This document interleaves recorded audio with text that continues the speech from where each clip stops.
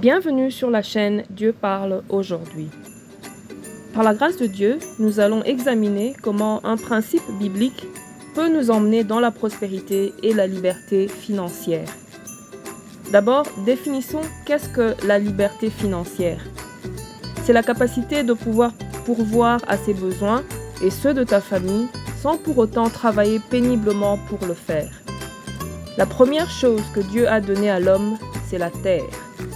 Il a donné la terre à Abraham ainsi qu'aux enfants d'Israël. Toute personne doit vivre quelque part. De nos temps modernes, le commerce de l'immobilier est un moyen sûr de s'épanouir. Voici comment le faire.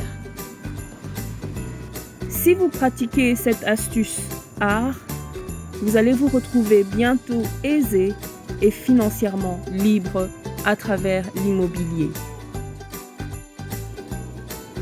A est pour achat, le premier R est pour rétablir, le deuxième R est pour relouer, le troisième R est pour refinancer et le dernier R est pour recommencer.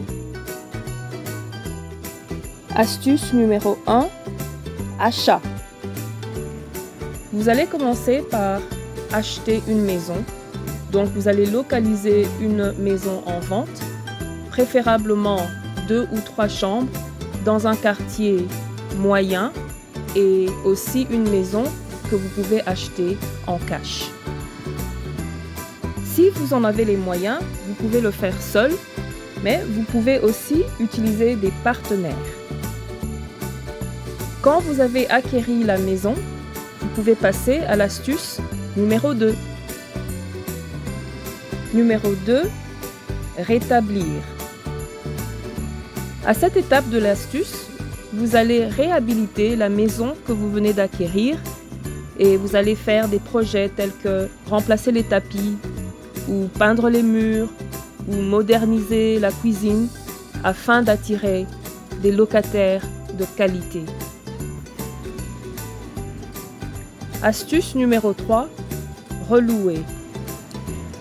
Pour ceux qui ne sont pas doués dans les affaires de location et par rapport à la distance de la propriété, vous pouvez engager une compagnie qui se chargera de vous trouver des locataires et de récolter le loyer chaque mois pour environ 10% du prix du loyer. Quand la maison a été louée, vous pouvez maintenant avancer à l'astuce numéro 4. Astuce numéro 4. Refinancement. Dès que vous avez reçu votre deuxième loyer du locataire, allez-y et approchez une banque locale, préférablement une banque Crédit Union, et demandez d'hypothéquer la propriété. La banque évaluera la maison et vous écrivra un chèque d'environ 80% de la valeur de la maison. Il est probable que vous allez récupérer en main le capital entier avec lequel vous aviez commencé. Et maintenant, vous avez une maison de location dans votre portfolio et l'hypothèque sera payée par le locataire. Vous aurez aussi un bénéfice chaque mois après avoir payé la banque. À présent, vous êtes prêt pour la dernière astuce. Astuce numéro 5, répétez. Avec votre capital en main et votre expérience, vous pouvez recommencer la première étape qui est l'achat d'une autre maison de location. Vous pouvez le faire autant de fois que vous voulez jusqu'à atteindre votre chiffre personnel de la liberté financière. Si c'est 1 000 $ ou 10 000 $ par mois, cela dépendra de vous. Nous sommes là pour vous aider.